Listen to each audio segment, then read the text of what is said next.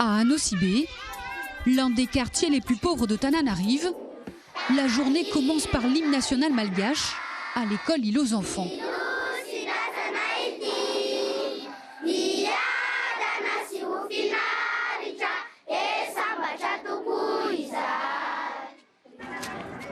Ici, l'accueil est presque militaire.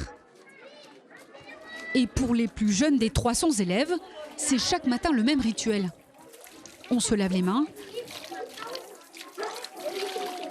on se brosse les dents et on enfile l'uniforme, comme pour oublier d'où l'on vient. Qu'est-ce qu'il tient dans sa main? Oui. Il tient le panneau de signalisation. Le panneau de signalisation. À Madagascar, l'accès à l'école publique est payant. Mais dans cette école associative, engagée dans la scolarisation des plus démunis, les frais d'inscription sont 26 fois moins chers qu'ailleurs, grâce aux dons privés et à l'aide des ONG et de l'ambassade de France.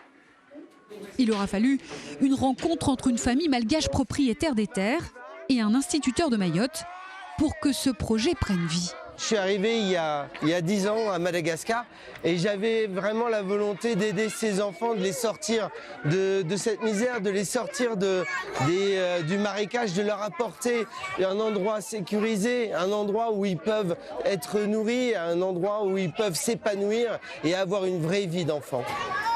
Derrière les grilles de l'école, c'est un autre quotidien pour ces enfants, exclus du système scolaire, faute de moyens financiers. Dans les quartiers pauvres comme Anosibé, plus de 70% des enfants ne sont pas scolarisés. Quand les enfants ne vont pas à l'école, ils jouent dans le quartier. La plupart des enfants, ils aident leurs parents au quotidien. En général, ils transportent les bidons d'eau et ils aident leurs parents à faire la cuisine. S'ils ne vont pas à l'école, c'est avant tout parce que leurs parents n'ont pas les moyens ou alors qu'ils ne voient pas l'intérêt de l'école. Il y a pourtant des quartiers à Tananarive où ni la famille ni l'argent ne sont des obstacles à la scolarisation.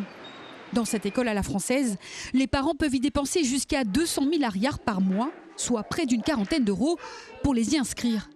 C'est bien plus que les 5 € réclamés à l'inscription dans la plupart des écoles malgaches. Les enfants qui sont ici, ce sont des enfants dont 85% sont des malgaches et 15% des étrangers, dont des Égyptiens, des Africains, des Chinois, des Français, des Africains. Et les enfants ici sont plutôt des enfants d'une famille aisée, avec des parents qui sont plutôt dans le business. Dans la grande île, le chemin qui mène à l'école n'est pas le même pour tous. Faute de moyens financiers, d'infrastructures, d'éducation, 8 enfants malgaches sur 10 parmi les plus pauvres n'ont pas accès à l'école primaire, affirme l'UNICEF. L'association, engagée dans la défense des droits des enfants, espère, grâce à ses rapports annuels, conseiller et surtout aider les politiques à trouver des solutions pour une équité mondiale dans l'éducation.